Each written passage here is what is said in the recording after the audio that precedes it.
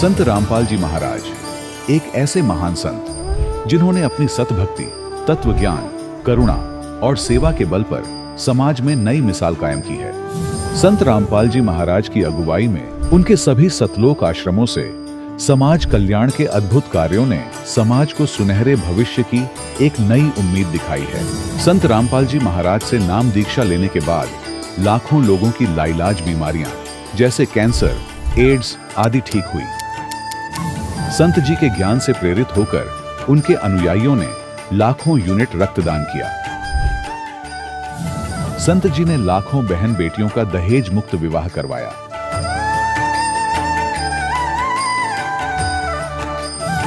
संत जी ने लाखों लोगों का नशा छुड़वाया, करोड़ों उजड़े परिवार बसे। संत जी के आश्रमों में समागम के दौरान निःशुल्क नेत्र चिकित्सा, दंत चिकित्सा प्रदान की जाती है। संत रामपाल जी महाराज द्वारा समय समय पर पर्यावरण संरक्षण के उद्देश्य से बड़े स्तर पर वृक्षारोपण किया जाता है। संत जी ने जरूरतमंदों को तत्काल राहत पहुंचाने के लिए एम्बुलेंस सेवा शुरू की। संत जी अपने अनुयायियों को देहदान के लिए प्रेरित करते हैं, जिससे मानवता की सेवा और चिकित्सा क्षेत्र में सुधार हो सके। संत रामपाल जी महाराज के सभी आश्रमों में हर रोज निःशुल्क भंडारा आयोजित किया जाता है, जहां हर वर्ग, हर जाति और हर धर्म के लोग एक साथ बैठकर भोजन करते हैं।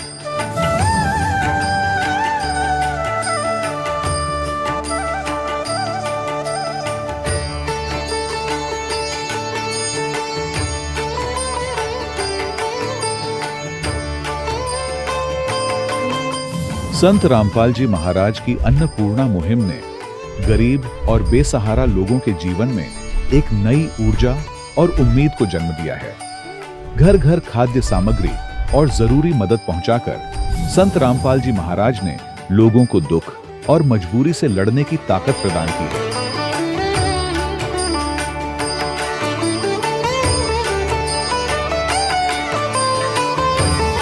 संत रामपाल जी महाराज द्वारा गरीब लोगों के लिए घर बनवाने का अद्भुत कार्य एक ऐसी मिसाल कायम कर रहा है जो सदियों सदियों संत जी की उदारता और दया भावना के तौर पर जाना जाएगा।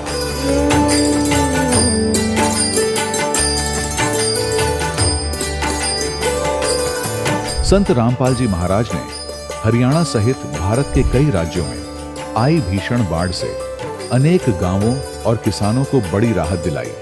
तत्काल लाखों फुट पाइप और हजारों मोटर उपलब्ध कराकर किसानों के खेतों और गांवों में भरे बाढ़ के पानी को बाहर निकालकर उनको नया जीवन दान प्रदान किया।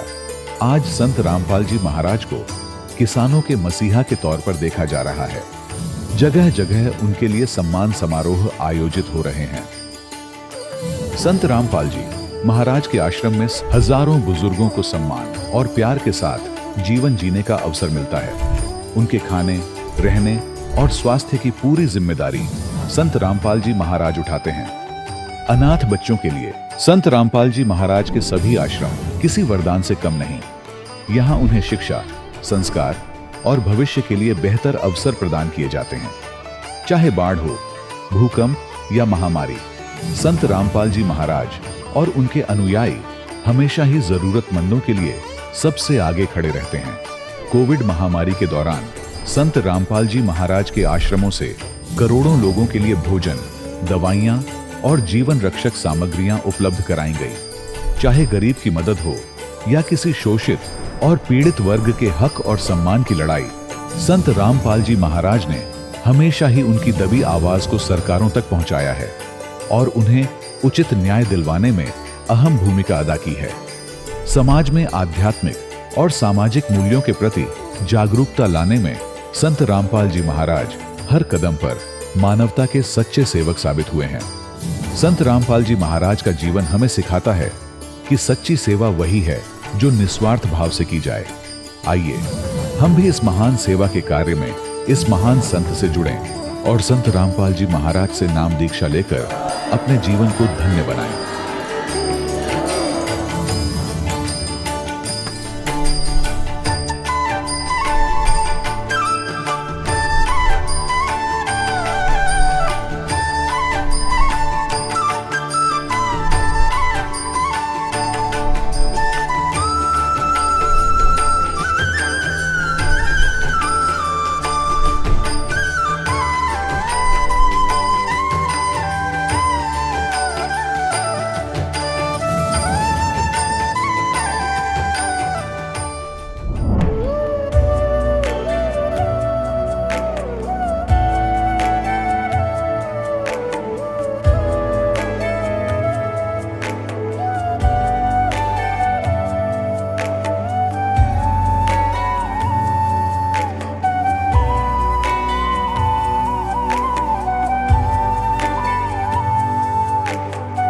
प्रभु राम देव भगवान अल्लाह खुदा ईश आदि नाम एक ही शक्ति के हैं। वो कैसा है, कहां है, कैसे मिलता है, किसने देखा है? ये प्रश्नवाचक चिन्ह पूर्ण रूप से हटाने के लिए अवश्य सुनिए जगत गुरु तत्वदर्शी संत रामपाल जी महाराज के अमृत वचन, सर्व पवित्र धर्मों के पवित्र शास्त्रों के आधार पर। सत साहिब दर्शकों, मिलिए सतपाल पवार जी से, जो श्री गंगानगर राजस्थान के रहने वाले हैं, जो हिंदू धर्म में प्रचलित तमाम देवी देवताओं की भक्ति साधना करते थे, लेकिन फिर भी इन्हें अपने जीवन में कष्ट और दुखों के अलावा कुछ नहीं मिला और इनका जीवन आर्थिक तंगी से भी घिर गया। इनकी जिंदगी तब बदली जब इन्होंने जगत गुरु तत्वदर्शी संत रामपाल जी महाराज जी की शरण ग्रहण की। आइए जानते हैं कि कैसे संत रामपाल जी महाराज से दीक्षा लेने के बाद इनकी जिंदगी बदल गई। सुनते हैं सतपाल जी के जीवन की कहानी, उन्हीं की जुबानी। सर नमस्कार। नमस्कार जी। सर क्या नाम है जी आपका? सतपाल पवार। सतपाल जी कहाँ से आए हैं आप? तहसील पदमपुर, जिला श्री गंगानगर से। राजस्थान से? राजस्थान से। सतपाल जी, हम आपसे जानना चाहेंगे कि संत रामपाल जी महाराज जी से आपने नाम दीक्षा कब ली? 2013 में ली थी जी। इससे पहले कोई भक्ति साधना करते थे आप? यही जो समाज में प्रचलित जो भक्ति है, जैसे रामदेव राज चले गए, बालाजी चले गए, सालासर चले गए, मेहंदीपुर चले गए, बस कोई माता के चले गए। कितने सालों से आप भक्ति कर रहे थे? ये तो जैसे समझ पकड़ी वैसे वैसे उसी टाइम करने लग गए, और जैसे 22-23 साल के हुए तो उसके बाद शादी होगी, फिर यही कर रहे थे। लाखों करोड़ों की तादाद में लोग ये भक्ति कर रहे हैं, आप भी कर रहे थे, तो फिर आपने वो भक्ति क्यों छोड़ दी? देखो जी, पहले आध्यात्मिक ज्ञान नहीं था, तो हमने संत रामपाल जी महाराज के सत्संग देखना शुरू किया। एक बार जैसे टीवी में शाम को देखते थे, नाटक वाटक सभी देखते हैं, तो देखते देखते तो एक दिन संत रामपाल जी महाराज जी का सत्संग लग गया। तो हमने देखा भी ये जो सतगुरु है, ये जो संत है, ये सबसे हटके ज्ञान बता रहे हैं। तो हमने देखा भी चलो यही देख लेते हैं। हम देखने लगे, ऐसे ऐसे बड़ी इच्छा हुई, रोज़ाना देखने लगे। तो देखते देखते मन में इच्छा हुई भी इन सतगुरुदेव से जुड़ना चाहिए, ये तो बहुत अच्छी भक्ति बता रहे हैं। तो हमारे जो ताऊ जी के लड़के हैं वो जुड़े हुए थे पहले, तो मैंने उनसे कहा यार मुझे भी ले चलो, सतगुरुदेव जी जो ये संत है संत रामपाल जी महाराज बड़ा अच्छा ज्ञान दे रहे हैं। तो बोले चलो भाई तुम भी चलो। तो हमने वहाँ पे जाके देखा तो परमात्मा संत रामपाल जी महाराज ने बड़ी दया कर रखी। वहाँ पे सभी भंडारा फ्री, रहने की व्यवस्था फ्री, हर एक चीज़ फ्री। मैं कह रही ये तो बड़ी अच्छी भक्ति है। तो हमने कहा भी पहले हमें नाम दिलाओ, नाम कहाँ मिलता है? वो बोले कि पहले भंडारा कर लो। मैं भंडारा नहीं करेंगे, पहले नाम ही लेंगे। हमने जो नाम लेने बैठे, फार्म भरे, तो वो बोले भाई ये नियम है। हमने बोले भाई अच्छे नियम, हम ये फॉलो कर लेंगे। क्या आखिरी सांस तक करने पड़ेंगे? हमने कहा जरूर करेंगे, आखिरी सांस तक ऐसी भक्ति मिल रही है तो जरूर करेंगे। क्यों? ज्ञान से पहले सत्संग देखते थे, 1 साल तक सत्संग देखा था संत रामपाल जी महाराज जी का। तो 1 साल तक सत्संग देखते देखते परमात्मा ने खूब ज्ञान करवा दिया था। तो हमने सोचा चलो अब ले ही लेते हैं नाम। सर आपने नियमों की बात की, संत रामपाल जी महाराज से नाम दीक्षा लेने से पहले ऐसे कौन कौन से नियम हैं जिनका पालन करना पड़ता है? यही है, शराब नहीं पीनी, तंबाकू नहीं सेवन करना, बाकी जो ये समाज के अंदर जो शास्त्र विरुद्ध जो सिस्टम चलाया गया है, मृत्यु भोज है, जो शादियों में व्यर्थ पैसे लगाते हैं, और भी काफ़ी सारे नियम हैं। सर आपने कहा कि संत रामपाल जी महाराज से नाम दीक्षा लेने से पहले ये नियम है कि नशा नहीं करना। नशा छुड़वाने के लिए लोग संत रामपाल जी महाराज जी के पास जाते हैं। अगर वह पहले ही नशा छोड़ देंगे तो फिर संत रामपाल जी महाराज जी क्या करेंगे? देखो, संत रामपाल जी से नाम लेने से पहले एक संकल्प लेना होता है। तो उससे जो संकल्प लेते हैं तो उससे दृढ़ता आती है, और सतगुरुदेव जी के वचन में इतनी शक्ति है, वो ऑटोमेटिक ही नियम पे दृढ़ हो जाता है। जो पूर्ण संत होता है उनके वचन में बहुत शक्ति होती है। सर आपने बात शक्ति की। सर अगर हम आपसे जानना चाहें कि संत रामपाल जी महाराज जी ने जो मंत्र आपको दिए हैं, क्या उन मंत्रों में इतनी शक्ति है कि वो किसी व्यक्ति का नशा छुड़वा दे, या किसी प्रकार की कैंसर जैसी भयानक बीमारी को ठीक कर दें, या भूत प्रेत जैसी समस्याओं का निदान कर सके? हम आपसे ये भी जानना चाहेंगे कि संत रामपाल जी महाराज से नाम दीक्षा लेने के बाद आपको क्या क्या लाभ मिले हैं? लाभ की बात करो तो लाभ तो बहुत सारे हैं जी। पहला तो सतगुरुदेव जी ने मेरी मृत्यु टाली। मेरा एक्सीडेंट हुआ था बहुत मतलब गंभीर तरीके से। उस दिन दास की मौत भी हो जाती अगर सतगुरुदेव जी की शरण में ना होता, सतगुरु रामपाल जी महाराज जी के। तो सतगुरुदेव जी ने मेरे को ऐसे, जैसे कार में बाइक लगी मेरी मोटरसाइकिल, तो मैं कम से कम 15 फुट ऊपर को उछला और वापस नीचे आके गिरा। तो मैंने देखा ले अभी मैं चोट फोट तो लगी होगी, मैं देखा मेरे तो कहीं नहीं लगी है। तो मैंने वहाँ सतगुरुदेव जी रामपाल जी महाराज को दंडवत प्रणाम किया और जोर से सतगुरुदेव जी की जय बुलाई और मैं खड़ा हो गया। वो देखने वाले कहते यार तेरे कहीं लगी नहीं। मैं क्यों, सतगुरुदेव जी का सच्ची भक्ति का चमत्कार है। जो सच्ची भक्ति करते हैं ना, तो पूर्ण संत शरण में होते हैं ना, परमात्मा कहते हैं मम संत मुझे जान मेरा ही स्वरूपम। वो पूर्ण संत होता है ना, वो परमात्मा स्वरूप ही होते हैं। तो सतगुरुदेव जी जो भगवान है, संत रामपाल जी महाराज, ये बहुत मतलब कबीर साहिब ही है। और क्या लाभ मिले सर? और लाभ मिले, जैसे भूत पीड़ितों का साया था वो संत रामपाल जी महाराज की कृपा से दूर हुआ। और जो बच्चे के जो तकलीफ थी सभी डॉक्टरों ने जवाब दे रखा था, वही संत रामपाल जी महाराज जी से नाम लेने के बाद बिल्कुल ठीक हो गई। और जो घर के अंदर जैसे किसी तरह का जैसे पैसा नहीं रुकना और भी व्यवस्था, जैसे जितना कमाते थे पता नहीं कहाँ चला जाता था, तो संत रामपाल जी महाराज जी से नाम लेने के बाद संत रामपाल जी महाराज जी की कृपा से बरकत होने लगी। क्या कोई नशा भी करते थे आप? नहीं जी, दास बिल्कुल नशा नहीं करता था पहले, और ना ही बाद में तो संत रामपाल जी भगवान की कृपा हो गई, बिल्कुल ही नहीं किया। और दास के संत रामपाल जी महाराज ने मकान बनाए, हमने कभी सोचा ही नहीं था अभी मेरे दास के मकान भी बन जाएंगे। दास के साइकिल लेने की औकात नहीं थी और संत रामपाल जी महाराज जी ने दास को एक मोटरसाइकिल दिलाई और दास के मकान भी बनवाए। उससे पहले मतलब कोई फायदा नहीं होता था।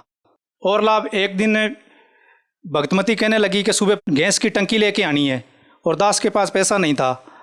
तो मैंने कहा भी मेरे पर्स में तो एक पैसा ही नहीं है।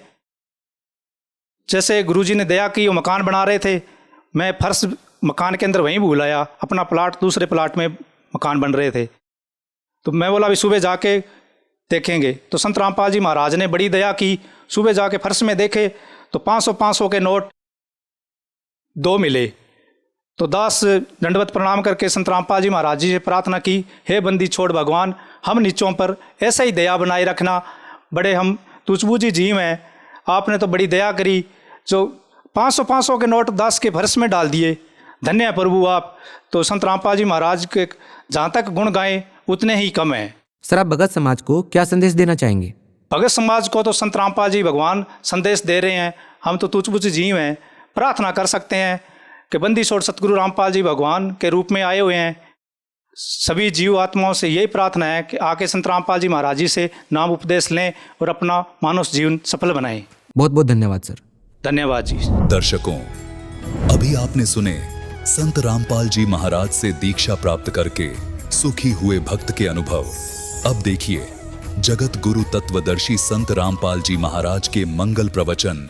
नहीं, वो बकरे सोचते हैं कि ये हमारा मालिक कितना रहम है, इसके अंदर कितना दयालु है और कितना मेहरबान है, हमारे लिए कितनी सुविधा दे रखी है। और उस समय वो भूल जाते हैं जब उनको वो शाम को कान पकड़ पकड़ कर ले जाता है। उस समय वो नहीं देखता किसका बेटा है, कौन किसकी बेटी है, कौन किसकी मार, कौन किसका बाप है। एक तरफ से मोटे मोटे छांट के और कड़च करवा देता है। पुण्यात्माओं, कुछ दिन में आपका यह बात कति हृदय में जम जाएगी कि हमारा यहाँ उद्देश्य क्या है जीने का। हम किस लिए पैर पीट रहे हैं, एक सेकंड का कोई विश्वास नहीं कब बिजली गिर जाए। और फिर हम छोटी छोटी बातों पर एक दूसरे के साथ झगड़ा करते हैं। हम पहले ही दुखी है, जब हमें ज्ञान होगा कि हम सारे दुखी यहां पर, और फिर दुखी को दुखी हम करें, हम कितने नीच हैं, कितने निकम्मे आदमी हैं। हम स्वयं एक काल के जाल में, कसाई के बाड़ी में हैं, और फिर भी हम एक दूसरे साथ लड़ रहे हैं। हमें तो अपनी जीवन की रक्षा की भीख मांगनी चाहिए परमपिता समर्थ से, हे भगवान किस प्रकार इस कसाई के बाड़ी से निकाल दो। इस कसाई के घेरे तो हमें छुड़वाओ दाता।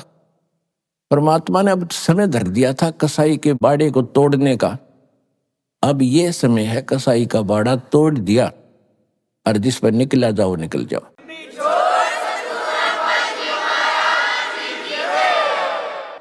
उस समर्थ ने अब ये रास्ता खोल दिया आपका। और अब भी कोई आंख नीचे पड़ा रहेगा उसके साथ बेवकूफ और मूर्ख नीचे राष्ट्रपति बन रहा हो किसी देश का। ये ज्ञान जब हृदय में समाओगा, क्योंकि समाएगा, क्योंकि हमने रामायण घोट रखी, महाभारत कंठस्थ याद कर रखे थे, उनके दादे परदादा के नाम घोट रहे थे जिनकी कति जरूरत नहीं हमने, हम इसे मूर्ख थे। अब हमने अपने कुल को याद करना पड़ेगा। कबीर साहब क्या कहते हैं? कबीर कुल खोए कुल होत है, कुल राखे कुल जाए, राम निकुल कुल भेंट लो, सब कुल रहा समाए। कहते हैं कुल खोए कुल होत है और कुल राखें कुल जाए। हम अपने वंश को बचाने के लिए और भगवान से दूर रहते हैं, उसी यानी परिवार के पोषण में, उसे के सब कुछ करने में हम भगवान के लिए समय नहीं निकाल पाते हैं कि मेरा परिवार है, मेरा कुल चले। कहते यूं कुल तो रहेगा ही नहीं, ये तो तेरा वंश रहेगा ही नहीं, एक दिन नष्ट होगा। कुल खोए कुल होत है और कुल राखें कुल जावे। और कहते राम निकुल कुल भेंट लो, जिसमें सब कुल रहा समाए। आप उस कुल में आ जाओ जैसे आप इस दास के वचन के बेटा बेटी होगे। दो प्रकार से वंश है यहां पर, एक तो बिंद से यानी माता पिता के संयोग से, एक तो वो कुल है, वो कुल तो नासवान है, और एक कुल है जो वचन के बेटा बेटी होगे। आपने दास से दीक्षा ली, आप मेरे वचन के पुत्र पुत्री होगे, आप एक राम कुल हो गया, आपका भगवान वाला वंश शुरू हो गया। अब आपके जो बच्चे आ रहे हैं वो भी दास से दीक्षित होंगे, तो ये कुल आपका सदा रहेगा और सतलोक में जाके वो कुल फिर अविनाशी बन जाएगा।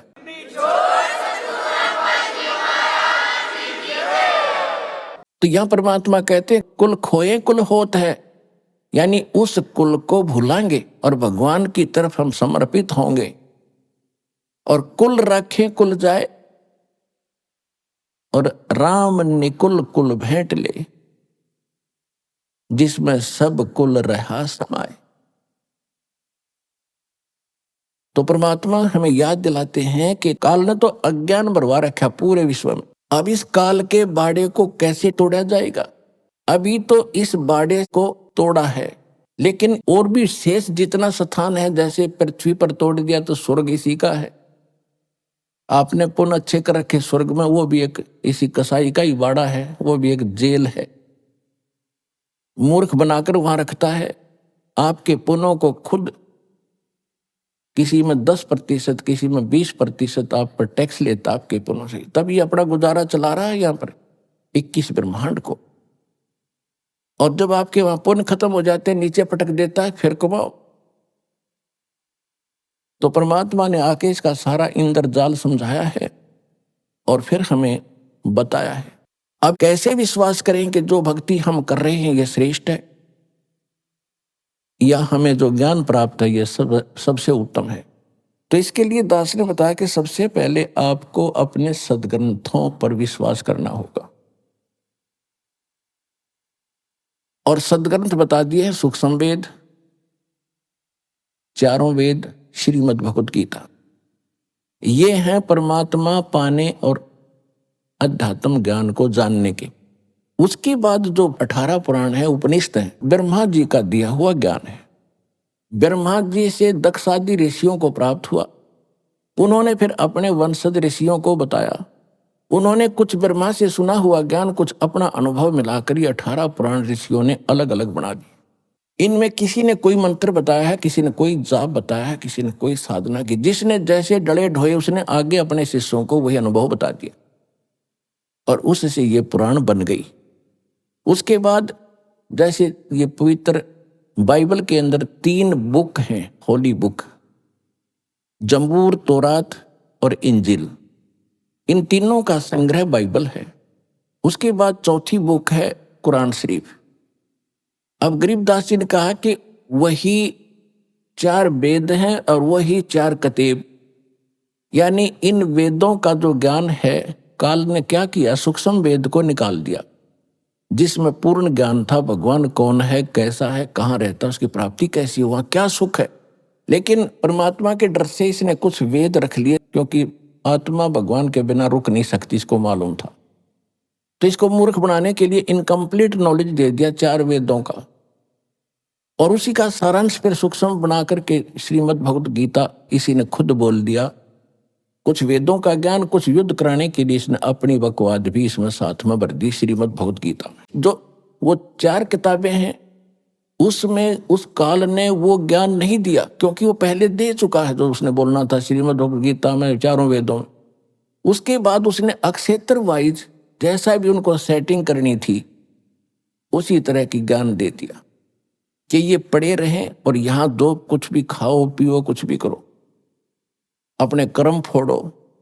ना वेदों में कहीं मांस खाने का, ना श्रीमद् भगवत गीता में मांस खाने का प्रावधान है, किसी भी विकार का प्रावधान नहीं है। रही बात अन्य पुराण या कुरान या बाइबल में, जहां तक उस परमात्मा का दिया हुआ ज्ञान है वो तो बिल्कुल स्वच्छ है। जैसे पवित्र बाइबल में उत्पत्ति ग्रंथ में सबसे पहले लिखा है कि परमात्मा जो पूर्ण है उसने 6 दिन में सृष्टि रची, और उसने मनुष्यों के लिए, पशु पक्षियों के लिए, जितने भी प्राणी हैं उनके लिए खाने का विधान बता दिया कि मनुष्यों के लिए तो फलदार और बीजदार पौधे, और पशु पक्षी और जलचरों के लिए घास फूस खाओ, नथिंग एल्स। तो वो परमात्मा तो 7 दिन में सृष्टि रच के, पृथ्वी आदि बना के और जीवों की उत्पत्ति करके वो तो 7वें दिन तख्त पर जा बैठे।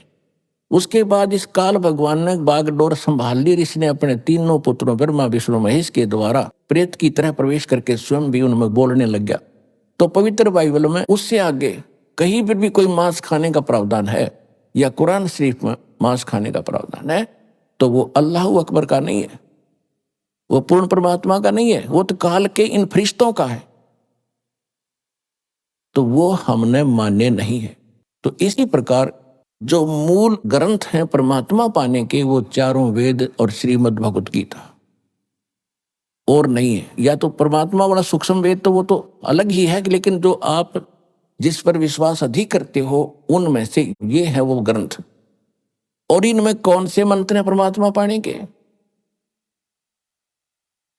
ओनली ओम मंत्र है 4 वेदों में और श्रीमद् भगवत गीता। उसके साथ साथ उन्होंने एक ऑप्शन भी छोड़ा है गीता ज्ञानदाता ने कि कंप्लीट स्पिरिचुअल नॉलेज परमात्मा स्वयं आकर बोलता है अपने मुख कमल से, श्रीमद् भगवत गीता अध्याय नंबर 4 के श्लोक नंबर 32 में। इसमें यहां इन अज्ञानी गीतानुवादकर्ताओं ने अज्ञान भर दिया, जहां इनकी बुद्धि स्लिप करके काम नहीं करा, क्योंकि ज्ञान तो इनको था ही नहीं। उसमें एक ब्रह्मणे मुखे शब्द है, ब्रह्मणे मुखे, चौथे अध्याय के 32वें श्लोक। इन्होंने यहाँ अनर्थ कर दिया, ब्रह्मणे मुखे का अर्थ कर दिया वेद की वाणी, ब्रह्म का अर्थ वेद कर दिया ब्रह्मणे का। एक दिमाग की बात है, जैसे संविधान और राजा 2 हैं, ब्रह्म है राजा भगवान और वेद है उसका विधान। इसी प्रकार राजा और उसका विधान, जहां राजा की महिमा हो, राजा का अर्थ कोई संविधान करता है तो महामूर्ख व्यक्ति है। ब्रह्मणे का अर्थ है पूर्ण परमात्मा सच्चिदानंद घन ब्रह्म। इन्हीं अनुवादकर्ताओं ने 17वें अध्याय के 23वें श्लोक में गीता जी में वहां भी ब्रह्मणे शब्द है, ओम तत् सत इति निर्देश ब्रह्मणे त्रिविध समर्थ है। ब्रह्मणे वहां इन्होंने ठीक अनुवाद किया, सच्चिदानंद घन ब्रह्म यानी परम अक्षर ब्रह्म परमात्मा को पाने का इस 3 मंत्र के जाप का निर्देश है। निर्देश माने नथिंग एल्स, इसके अतिरिक्त कोई मंत्र नहीं उस परमात्मा के पाने का। ओम तो ब्रह्म का।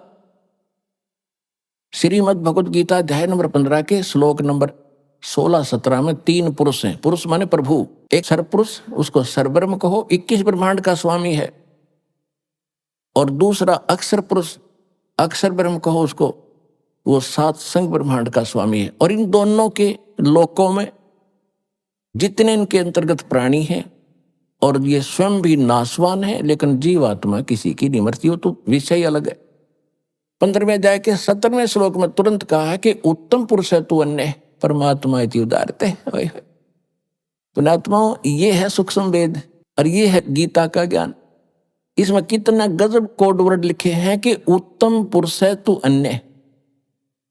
श्रेष्ठ परमात्मा यानी पुरुषोत्तम जो सही भगवान है, श्रेष्ठ प्रभु है, वो तो कोई इन दोनों से सरपुरुष और अक्षर पुरुष से अन्य है, और उसी को परमात्मा कहते हैं। ओए होए, देखो अब कसाई ने कोई नेक आदमी कहता है तो कहते रहो, आदमी तो नेक होगा लेकिन कर्म तो ठीक हो ना उसके।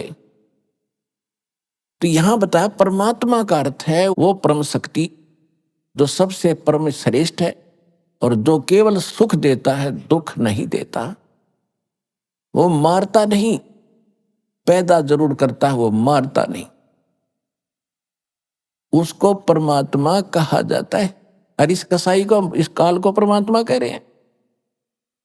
किसी का बेटा मारा, किसी की बेटी मारी, किसी का कुछ मारा, किसी की टांग टूट गई, किसी कैंसर हो रही, हाहाकार मात मचारे, बुच्चड़ खाना। ये पूरा है कोई जीव सुखी? चाहे कितना अपना चिकना चौपड़ा दिखता, चाहे पूरी पृथ्वी का राष्ट्रपति हो, अंदर से खोखले हैं सभी बिना भक्ति के।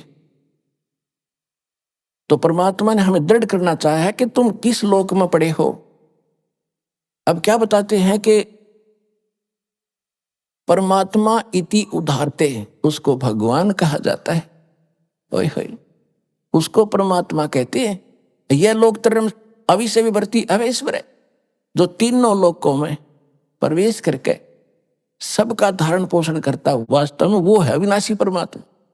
अब यहाँ कुछ भले आदमी जो हठ धर्मी हैं, जो छोटी मोटी कोई संस्था चला रहे हैं या कोई गुरु पद प्राप्त हैं, वो क्या मूर्ख बनाते हैं अपने शिष्यों को कि रामपाल 15वें अध्याय के 18वें अध्याय का जिक्र क्यों नहीं करता। उसमें ये गीता ज्ञान दाता कहता कि मैं पुरुषोत्तम हूं।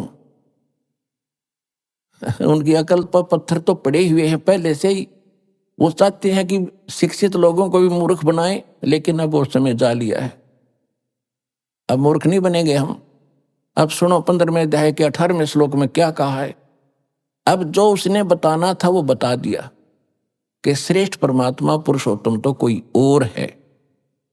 18वें अध्याय के 62वें श्लोक में भी कहता कि अर्जुन तू सर्वभाव से उस परमेश्वर की शरण में जा, उसी की कृपा से तू परम शांति को, सनातन परम धाम को प्राप्त होगा। अब 15वें अध्याय के 18वें श्लोक में जो वो कहता है कि मैं लोक वेद के आधार से, लोक वेद होता है सुनी सुनाई बातें, दंत कथा। जैसे हम लोक वेद सुन रखे थे कि ब्रह्मा विष्णु महेश का कोई माता पिता नहीं, और विष्णु जी सर्वेश्वर हैं, शंकर भगवान मृत्युंजय कालज्ञ सर्वेश्वर, सर्व सृष्टि के रचने हाले, सबके पालन पोषण करने वाले, ये अजर व अमर है, इनका कभी नाश नहीं होता। ये था लोकवेद। और यो लोकवेद पूरे हिंदुस्तान के अंदर हिंदू धर्म के करोड़ों भक्तों ने सत्य मान लिया था।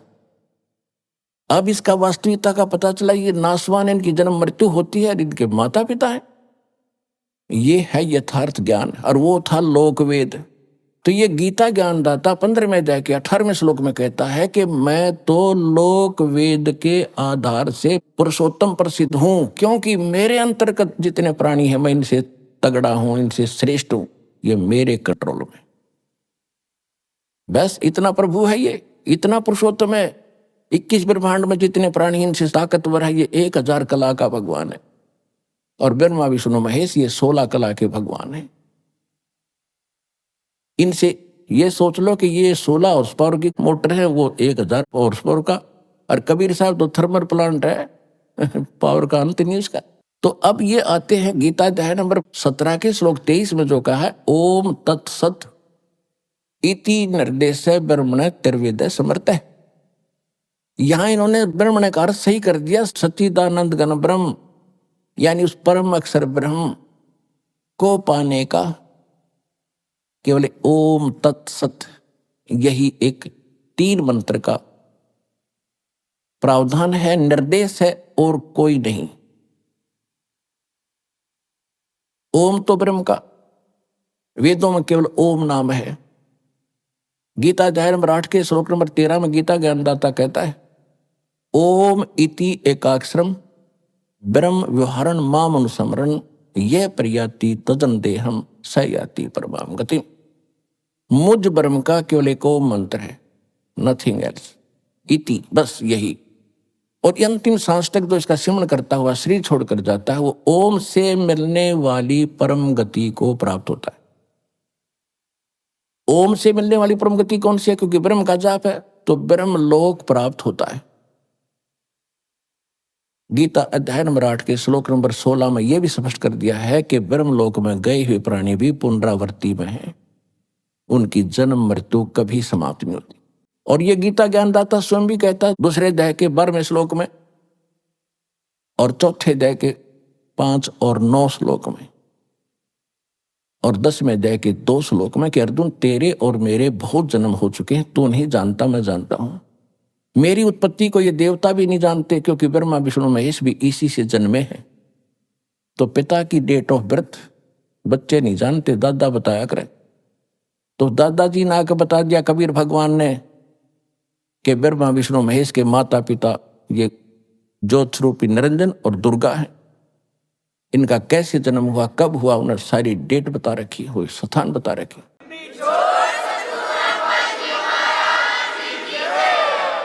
तो इसे सिद्ध हो गया कि ये ठीक कहता है कि ब्रह्म की साधना करने वाला ओम के जाप से ब्रह्मलोक जाता, ब्रह्मलोक में गए हुए प्राणी भी जन्म मृत्यु माते, और ये भी जन्म मृत्यु के अंदर है।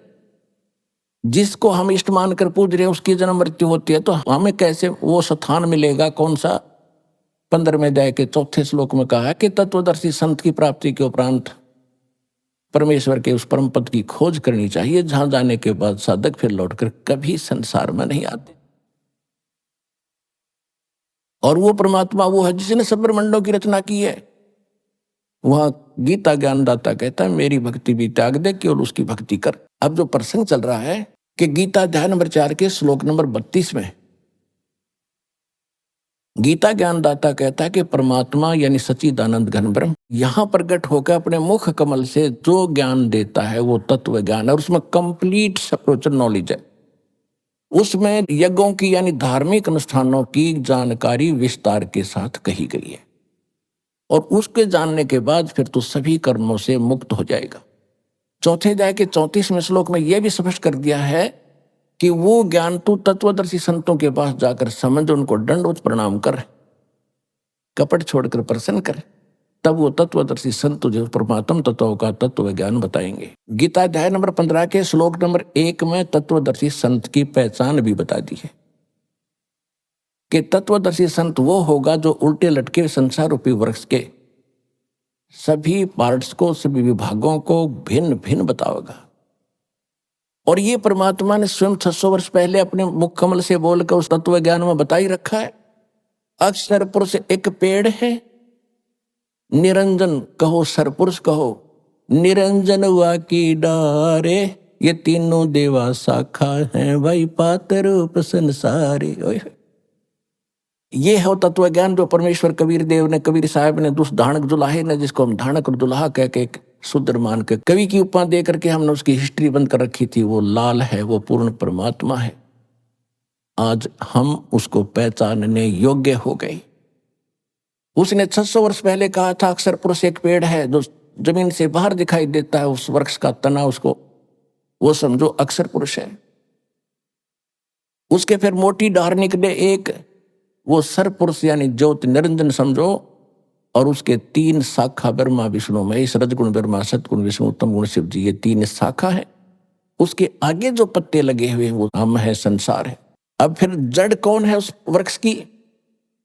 उस जड़ को बताने के लिए दास भेजा, वो परम अक्षर ब्रह्म है, वो कबीर साहब है।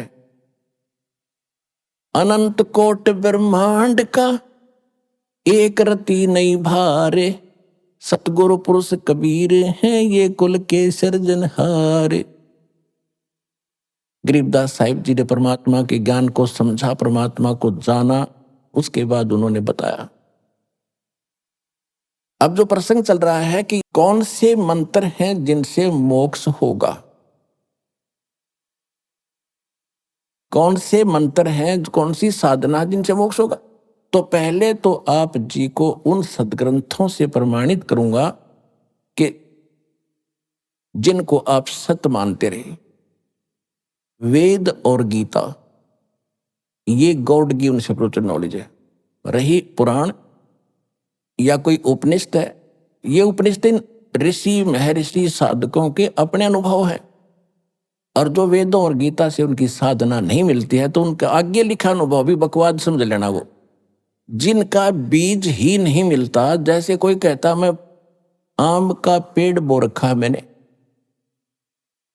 और आम की सुनी सुनाई महिमा भी बताता, उसके फल बड़े मीठे हैं, तो बीज बताता है, दिखाता ये बीज है, तो वो बीज है बबूल का, पहचान लिया हमने।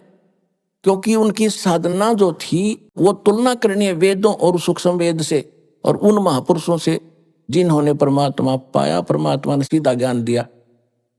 उन्होंने कौन सी साधना की, वो उनका बीज मंत्र है। यदि उनका बीज ही नहीं मेल खाता तो उनकी जो अनुभव है आगे लिखा वो भी बकवाद पावेगी। तो बीज से पेड़ बनना है। बीज मंत्र कौन से हैं? जो हमारे वेदों और सूक्ष्म वेद में लिखा हुआ, जिन महापुरुषों को भगवान स्वयं आकर मिले, उनको सतलोक दिखाया, उनको फिर वो विधि बताई अपने मुख कमल से, उस तत्व ज्ञान से उन्होंने जो साधना की और फिर उनको परमात्मा मिले, उन्होंने अपना अनुभव लिख रखा। उन महापुरुषों की वाणी में जो उन्होंने साधना की वो फाइनल मंत्र है। वेद भी बताते हैं वो परमात्मा सतलोक से चलकर आता है, जहां वो रहते हैं सहशरीर, वहां से सीधे गति करके आते हैं, सहशरीर आते हैं, सहशरीर चले जाते हैं और यहाँ अच्छी आत्माओं को मिलते हैं, उनको तत्व ज्ञान से परिचित करते हैं। एक कवि की तरह आचरण करते हुए वो घूमते फिरते रहते हैं और अपना ज्ञान लोकोक्तियों के माध्यम से, कविताओं के माध्यम से, दोहों के माध्यम से, चौपाइयों के माध्यम से, यानी पद्य भाग में बोलकर सुनाते हैं, जिस कारण से वे एक प्रसिद्ध कवियों में से भी एक उपाधि प्राप्त करते हैं। लेकिन वो कबीर देव, कबीर साहब स्वयं परमात्मा ही होते हैं। वो कहाँ लिखा है ये प्रमाण? ऋग्वेद मंडल नंबर 9 सूक्त 86 मंत्र 26 और 27 में, ऋग्वेद मंडल नंबर 9 सूक्त 82 मंत्र 1, 2, 3 में, ऋग्वेद मंडल नंबर 9 सूक्त 94 के मंत्र 1 में, ऋग्वेद मंडल नंबर 9 सूक्त 95 मंत्र 2 में, ऋग्वेद मंडल नंबर 9 सूक्त 96 96 के 16 से लेकर 20 में, ऋग्वेद मंडल नंबर 9 सूक्त 54 मंत्र 3 में, ऋग्वेद मंडल नंबर 9 सूक्त 20 मंत्र 1 में, ऋग्वेद मंडल नंबर 9 सूक्त 1 और मंत्र 8 और 9 में, और भी अनेक स्थानों पर। इन सब का सारांश जो दास ने अभी बताया था कि वो परमात्मा सतलोक में रहता है।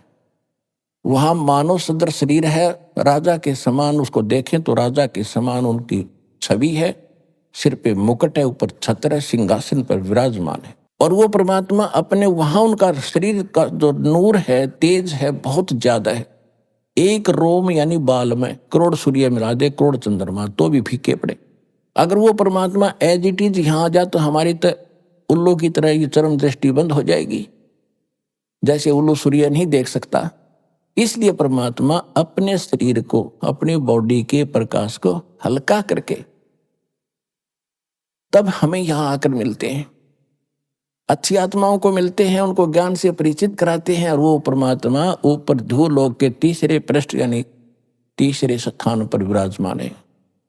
सतलोक के 3 पोर्शन हैं।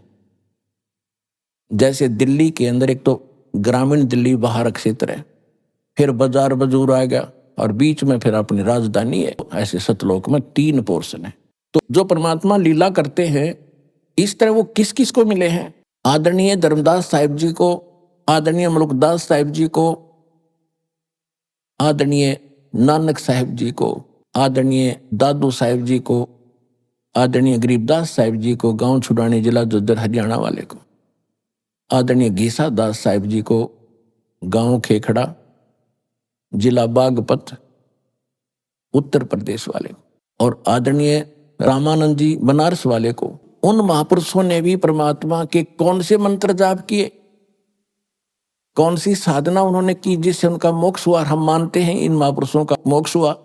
और जितना भी राधा स्वामी पंथ उसी से निकली ब्रांत जय गुरुदेव, दंदन सतगुरु, सच्चा सौदा, सिरसा और जगमाल वाली और दनौद भिवानी में और आगरा में, ब्यास में।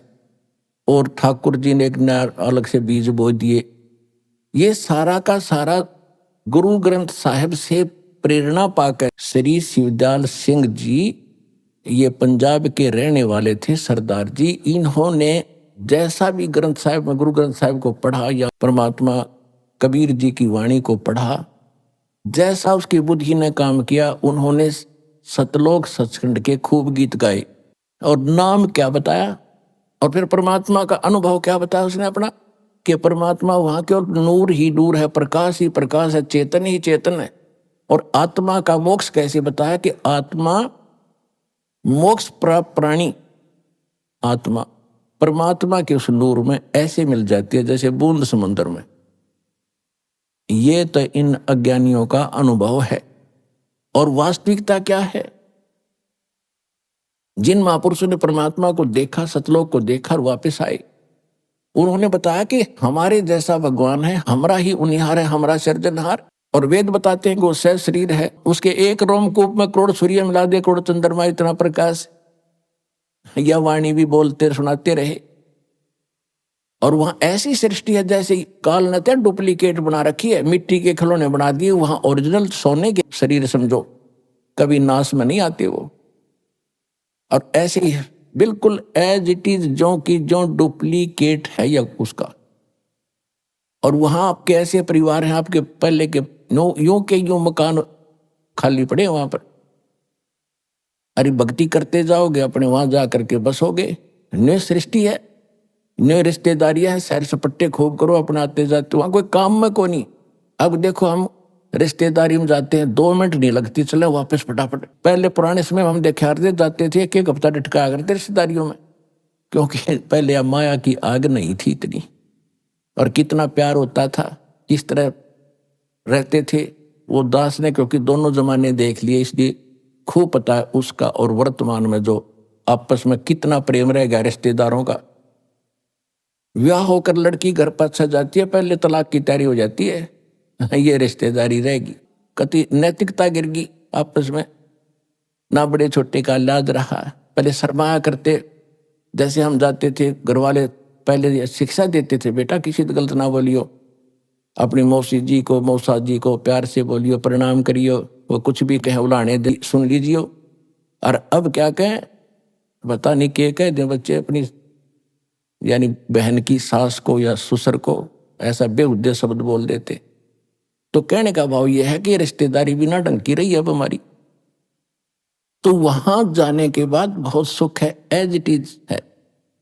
वहां कभी मृत्यु नहीं, वृद्धावस्था नहीं, ये 5 तत्व नाड़ियों का जोड़ जुगाड़ का शरीर नहीं है वहां पर।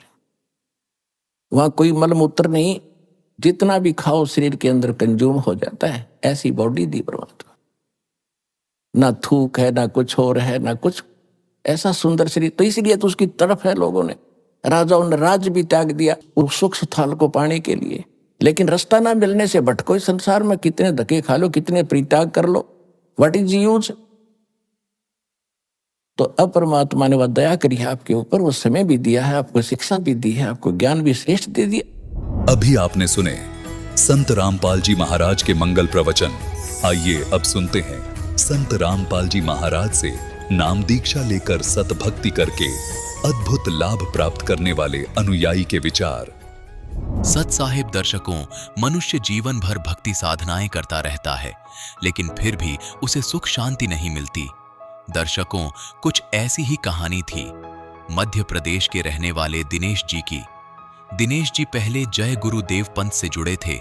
उनके द्वारा बताई गई भक्ति साधना को किया करते थे, लेकिन फिर भी ना तो इन्हें अपने जीवन में कभी सुख मिला और ना ही शांति।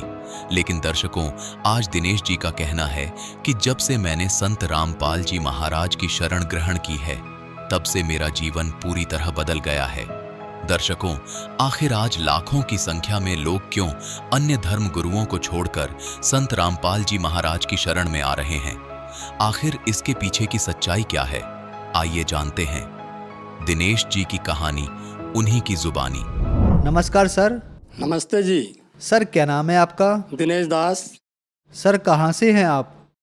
खरगोन जिला MP। सर संत रामपाल जी महाराज से नाम दीक्षा आपने कब ली? सर दास ने संत रामपाल जी महाराज से नाम दीक्षा 21 जनवरी 2011 को ली। सर संत रामपाल जी महाराज से नाम दीक्षा लेने से पहले क्या आप कोई भक्ति साधना भी करते थे? सर संत रामपाल जी महाराज के शरण में आने से पहले दास 2001 से जय गुरुदेव के अंदर था। उसके पहले देवी देवता की भक्ति करता था और जय गुरुदेव के साथ में रह के बड़े बड़े काफले करे और जय गुरुदेव के साथ में रह के सारी संगत में प्रचार प्रसार करते थे। उसके बाद भी दास को बहुत ही हानि हुई और घर में कलह कलेश और हमारे एक 10 साल का बेटे की मृत्यु हो गई थी और मेरी पत्नी मेंटल टाइप हो गई थी और हमारा घर भी बर्बाद हो गया था। हम पहले इंदौर में रहते थे, वो घर को हमने सस्ते भाव में बेच के फिर हम खरगोन चले गए और हमारी आर्थिक स्थिति भी बहुत ही ख़राब हो गई थी और हम बिल्कुल बेघर हो गए थे और हम किराए से रहने लग गए थे। जय गुरुदेव पंथ में सर दास सन 2000 से 2010 तक रहा। जय गुरुदेव पंथ की भक्ति करते हुए हमें कोई भी लाभ नहीं हुए। सर आप संत रामपाल जी महाराज की शरण में कैसे आए? संत रामपाल जी महाराज की शरण में सर ऐसे आए कि दास पर्सनल काम से सूरत जा रहा था। वहाँ पर एक संत रामपाल जी महाराज के शिष्य पम्पलेट बांट रहे थे। उस पम्पलेट में लिखा हुआ था, अवश्य जानिए जीव हमारी जाति है, मानव धर्म हमारा, हिंदू मुस्लिम सिख ईसाई धर्म नहीं कोई न्यारा। फिर लिखा हुआ था, कौन ब्रह्मा का पिता, कौन विष्णु की माँ, शंकर का दादा कौन है। ये प्रश्न सुनकर मेरे पैरों के नीचे से ज़मीन खिसक गई और मैंने दास ने यह सोचा कि जब हम जय गुरुदेव में थे तो भी देवी देवता की पूजा करते थे, सब कुछ करते थे और यहाँ पर तो बता रहे कि कौन ब्रह्मा का पिता, कौन विष्णु का माँ, शंकर का दादा कौन है। फिर आगे लिखा हुआ था, माता दुर्गा अष्टंगी का पति कौन है। फिर मैंने सोचा फिर ब्रह्मा विष्णु महेश किसकी भक्ति करते? जब ब्रह्मा विष्णु महेश और किसी की भक्ति करते और वो पम्पलेट देने वाला जो संत रामपाल जी महाराज का शिष्य था वो चला गया। मैं उसको ढूंढने लगा, ढूंढते ढूंढते संत रामपाल जी महाराज की दया हुई और वो मेरे सामने आया और उन्होंने मेरे को पुस्तक दी और घर मैंने उस पुस्तक को पढ़ा। पुस्तक को पढ़ने के बाद में संत रामपाल जी महाराज के आश्रम में गए और वहाँ जाके हमने 21 जनवरी 2011 को नाम दीक्षा ली। सर हमने सुना है कि जो भी श्रद्धालु संत रामपाल जी महाराज से नाम दीक्षा लेता है उनको बहुत सारे लाभ प्राप्त होते हैं, चाहे वो आध्यात्मिक हो, भौतिक हो, शारीरिक हो या मानसिक हो। तो क्या संत रामपाल जी महाराज से नाम दीक्षा लेने के बाद आपको भी कुछ लाभ प्राप्त हुए? सर संत रामपाल जी महाराज से नाम दीक्षा लेने के बाद में दास को जब मत्स्य की बीमारी थी तो वो 2 से 3 डॉक्टरों को दास ने बताया। उन डॉक्टरों को बताने के बाद भी वो मत्स्य की बीमारी सही नहीं हुई। ये मत्स्य की बीमारी करीब मेरे को 3 साल से थी भगत जी और कोई भी डॉक्टरों ने गोली दवा देते गए, मैं ऑपरेशन नहीं करवा रहा था, डर रहा था, मेरे को नहीं ऑपरेशन नहीं करवाऊँगा। फिर संत रामपाल जी महाराज से नाम दीक्षा लेने के बाद में दास जब पहली बार आश्रम में गया तो उस टाइम मैं सुबह सुबह संडास के लिए गया था। वहीं देखा कि लेटरिन के रास्ते में मतलब पूरा ब्लड ही ब्लड निकल गया। मैं एकदम देख के घबरा गया कि ये क्या हो रहा। पर संत रामपाल जी महाराज की दया ऐसी हुई कि कुछ देर के बाद वो दर्द भी खत्म हो गया और उस दिन के बाद आज तक मेरे को मत्स्य की कोई भी शिकायत नहीं है और न कोई दर्द होता है। संत रामपाल जी महाराज की दया से मेरे मत्स्य की बीमारी आशीर्वाद मात्र से खत्म हो गई। सर संत रामपाल जी महाराज से नाम दीक्षा लेने के पहले मैं जय गुरुदेव पंथ में था और जय गुरुदेव पंथ में रहते रहते हमारे बेटे की मृत्यु हो गई थी। 10 साल का बेटा था और हमारी 10 साल के बेटे की मृत्यु होने के बाद में हमारी जो पत्नी थी उनका मानसिक संतुलन भी खराब हो गया था और मानसिक संतुलन खराब होने की वजह से वो इंदौर में रह नहीं पाए। बोले कि अपन को ये मकान छोड़ना है, यहाँ पर नहीं रहेंगे, अपन खरगोन चले जाएंगे। तो फिर हम खरगोन आ गए और खरगोन आने के बाद में हम किराए से रहने लगे। उसके बाद में धीरे धीरे संत रामपाल जी महाराज की खबर मिली तो दास पहले गया, उसके बाद में दूसरी बार पत्नी को भी लेके गया था साथ में। संत रामपाल जी महाराज के आश्रम में लेके गए तो वहाँ पर उन्होंने देखा, सब समझा, संत रामपाल जी महाराज का सत्संग सुना। उसके बाद में उन्होंने भी नाम दीक्षा ले ली। उसके बाद में वो बिल्कुल अच्छे हो गए। आज संत रामपाल जी महाराज की भक्ति करते हैं और भक्ति करते करते आराम से आज उनको कोई भी टेंशन नहीं है और मालिक की दया से मौज है। उसके बाद में भगत जी दास को फिर एक लाभ और हुआ। संत रामपाल जी महाराज से नाम दीक्षा लेने से पहले 10 साल का बेटा बचपन से बिल्कुल भी बोलता नहीं था, न उनकी मम्मी को कुछ उसकी आवाज़ समझ में आ रही थी, न मेरे को तो बिल्कुल समझ में नहीं आती थी क्या बोलता है। जब हम संत रामपाल जी महाराज के वहाँ पर गए और जब संत रामपाल जी महाराज आशीर्वाद देने आते, वहाँ पर दास ने प्रार्थना लगाई कि मालिक ये आपका बच्चा बचपन से नहीं बोलता, तो आप दया करो मालिक।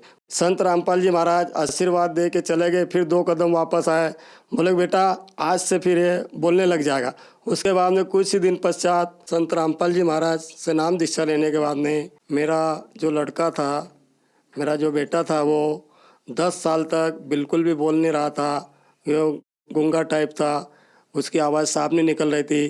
पर संत रामपाल जी महाराज के आशीर्वाद मात्र से आज वो बिल्कुल बोलने लग गया और मालिक की दया उसके ऊपर भी हो गई। उसके बाद में सर एक लाभ और बताता हूँ। हमारी बेटी का भी सर दर्द करता था और जब 5 साल से पहले उसको हम बहुत पैसा लगा चुके थे और वो बिल्कुल भी अच्छी नहीं होती थी। बहुत सारे डॉक्टरों के पास ले जाते थे। डॉक्टरों ने मेरे लड़के को माइग्रेन बता दिया कि इनके सर में दर्द हमेशा बना रहेगा। और संत रामपाल जी महाराज से नाम दीक्षा उस बेटी ने भी ले ली और संत रामपाल जी महाराज से नाम दीक्षा लेने के बाद में आज वो बिल्कुल ठीक है। उनकी पढ़ाई भी अच्छी चल रही और पढ़ाई बिल्कुल हो चुकी उनकी। उसके बाद में सर एक लाभ और दास को हुआ। संत रामपाल जी महाराज से नाम दीक्षा लेने के बाद में संत रामपाल जी महाराज इस दास को सतलोक ले गए थे। दास को संत रामपाल जी महाराज विमान लेके आए और बोले कि बेटा सतलोक चलो। दास उस टाइम क्या मालूम मालिक की मौज थी। दास ने बोला कि संत रामपाल जी महाराज आज नहीं, मैं कल चलूँगा। तो फिर परमात्मा चले गए। दास एकदम हड़बड़ा के उठा और एकदम रोने लग गया कि मालिक आज संत रामपाल जी महाराज कितनी बड़ी दया होती है और दास ने मना कर दिया। पर परमात्मा ने दास को बिल्कुल अपने सीने से लगाया और दूसरे रोज़ वही टाइम पे बिल्कुल संत रामपाल जी महाराज विमान लेके आए और बोले कि बेटा चलो सतलोक चलो। दास ने भी बोला हाँ परमात्मा, हाँ गुरुजी, बिल्कुल दास आपका तैयार है, चलो। मालिक ने विमान में बिठाया और संत रामपाल जी महाराज के साथ में विमान में बैठ के जब चले, उस टाइम बहुत सारे जीव नरक के अंदर पड़े थे, हाहाकार मचा रहे थे, खूब चिल्ला रहे थे, हे संत रामपाल जी महाराज हमें बचाओ बचाओ, हमने आपको न पहचान करके हमने बहुत बड़ी गलती कर ली। और संत रामपाल जी महाराज वहाँ पर रोने लगे और दास भी खूब रो रहा था। और वहाँ पर मालिक ने बोला कि देखो बेटा इन्होंने भक्ति नहीं करी तो ये यहाँ पर इतनी परेशानी में आ रहे। फिर मालिक और आगे दास को लेके चले। जब ब्रह्मा, विष्णु, महेश और गणेश जी का लोक दिखाया। अगर संत रामपाल जी महाराज अगर साथ में नहीं होते तो क्या मालूम उस लोक में भी अपन कहीं ना कहीं भटक जाते। फिर वहाँ से आगे जैसे चले तो धर्मराज के अदालत में गए। धर्मराज के अदालत में जैसे गए, धर्मराज ने अपनी कुर्सी एक साइड छोड़ दी और एक साइड खड़ा हो गया। संत रामपाल जी महाराज वहाँ पर विराजमान हो गए और वहाँ के धर्मराज ने बोला कि देखो ये आत्मा, ये संत रामपाल जी महाराज है, ये पूर्ण परमात्मा है, ये कबीर साहब के अवतार है, इनकी शरण कभी में मत छोड़ना, नहीं तो फिर हम तो क्या है जन्म मरण के चक्कर में फंसे। ब्रह्मा, विष्णु, महेश और ये जितने भी देवी देवता है सब जन्म मरण के चक्कर में फंसे। फिर संत रामपाल जी महाराज वहाँ से फिर आगे बढ़े तो जब एक गेट बहुत बड़ा आता है वहाँ पर काल भगवान बैठा रहता है। अगर संत रामपाल जी महाराज की शरण में थे, नहीं तो फिर वहाँ पर जाने से, उस विकराल शरीर को देखने से अपन को इतना डर लगता है कि पूछो मत। मैं थोड़ा वहाँ पर डर रहा था। संत रामपाल जी महाराज ने बोला कि बेटा डरो मत, यहाँ पर सतनाम का सुमरण करो। जैसे ही दास ने सतनाम का सुमरण करा तो एकदम काल बहुत बड़ा था, वो एकदम नीचे झुक गया। जैसे नीचे झुका परमात्मा संत रामपाल जी महाराज आगे चले, दास भी उन्हीं के ऊपर पैर रख के आगे चला और एकदम आगे जाने के बाद में एकदम वो सीधा हो गया। आगे जैसे चले बस वहाँ से फिर सतलोक में चले गए। सतलोक जाने के बाद में बहुत ही वहाँ पर बड़े बड़े पहाड़ है, हीरा जवाहरत के, दूधों की नदी है और अमृत जल है और वहाँ पर बहुत सारी हंस आत्माएँ। और परमात्मा ने दास को वहाँ पर छोड़ दिया और हंस आत्माएँ मेरे आसपास सब खड़ी हो गई। दास के आसपास हंस आत्माएं खड़ी हो गई और हंस आत्माएं बोलने लगी कि देखो मृत्यु लोक से एक आत्मा संत रामपाल जी महाराज यहाँ पर लेके आए। तो संत रामपाल जी महाराज ने बोला कि इस आत्मा को अपना घर दिखा दो और सब पूरे ब्रह्मांडों को दिखा दो। तो जब वो आत्माएं मेरे को लेके चली और मेरा घर दिखाया, घर वहाँ पर इतना बड़ा था भगत जी, एक पृथ्वी के बराबर, मतलब ये इंदौर शहर कहीं नहीं लगता, इससे भी बहुत बड़ा। वहाँ पर अपना एक घर है और वहाँ पर फल फूड ऐसे है कि अगर एक को तोड़ लो तो दूसरा वहाँ पर तैयार हो जाए। तो दास की स्थिति थी, दास को पपीता खाने की बहुत शौक था। तो दास ने 5 पपीते बड़े बड़े एक साथ तोड़े। 5 पपीते एक साथ तोड़े तो वहाँ पर 5 पपीते वापस वहीं के वहीं लग गए और गुरुजी दूर से देख के दास को हंस रहे थे। फिर मालिक संत रामपाल जी महाराज को बोला, हम इनको मालिक संत रामपाल जी महाराज मैं एक पपीता थोड़ा सा खा लो। बोले हाँ बेटा खा ले। पपीता जैसे मैंने खाई, फिर परमात्मा ने बोला कि बेटा चलो वहाँ पर आपको परमात्मा के दर्शन करवा। वहाँ पर जैसे परमात्मा जो गुम्बज के ऊपर विराजमान थे कबीर परमात्मा, और कबीर परमात्मा जैसे विराजमान थे वहीं संत रामपाल जी महाराज भी उनके अंदर समा गए। मतलब कबीर परमात्मा संत रामपाल जी महाराज दोनों एक ही है। पूर्ण परमात्मा संत रामपाल जी महाराज धरती पर आए हैं और यहाँ पर अपना जीवों को ज्ञान बता के अपना उतार गए। फिर कुछ ही देर बाद संत रामपाल जी महाराज ने दास को बोला कि बेटा आप नीचे जाओ। मैं वहाँ पर बहुत रोने लग गया कि मालिक अब दास को नीचे ना भेजो, अब मैं यहीं रहूँगा। बोले नहीं बेटा आपको नीचे जाना पड़ेगा, अपने भाई बहन जो भी है उनको सबको समझाना है, वहाँ पर प्रचार प्रसार करना, और आपको फिर वापस आपके पास सतनाम है, फिर सारनाम मिलेगा, फिर आपको हम यहाँ पर लेके आएंगे, फिर आपको यहीं रहना पड़ेगा। फिर संत रामपाल जी महाराज की दया से दास को नीचे भेजा। फिर एकदम मेरी नींद खुली और मेरे को ऐसा लगा कि मालिक ने आज दास के ऊपर दया करी। तो जो लोग आज आपको देख रहे हैं वो भी बीमार हैं या परेशान हैं, उनके लिए आप क्या कहना चाहेंगे? सर भगत समाज जो दास को देख रहा है, दुनिया वालों से भगत समाज से प्रार्थना ही कर सकते हैं कि दुनिया वालों पूर्ण परमात्मा संत रामपाल जी महाराज धरती पर आए, उनको पहचानो। खास करके दास अपने रिश्तेदारों को, भाई बहन छोटे बड़े जो अपने रिश्तेदार हैं उनको मैं बोलता हूँ, सबको प्रार्थना करना चाहता हूँ कि आप जल्दी से जल्दी संत रामपाल जी महाराज को समझो। उनकी बुक ज्ञान गंगा पुस्तक, गीता तेरा ज्ञान अमृत, जीने की राह, ये सब पढ़ो और संत रामपाल जी महाराज की शरण में जल्दी से जल्दी आओ और अपना कल्याण कराओ। सर संत रामपाल जी महाराज से नाम दीक्षा कैसे ले सकते हैं? संत रामपाल जी महाराज से नाम दीक्षा ऐसे ले सकते हैं, जो टीवी पर जो सत्संग आता है संत रामपाल जी महाराज का, उस टीवी के नीचे एक पट्टी चलती है, उस पट्टी पर सतलोक आश्रम के कुछ नंबर दिए जाते हैं। उस नंबर पर संपर्क करके आपको बता दिया जाएगा, जो आपका नज़दीकी नामदान सेंटर है वहाँ को आपको पता दिया जाएगा और वहाँ से आप नाम दीक्षा बिल्कुल आसानी से ले सकते हैं। धन्यवाद सर। सत साहिब।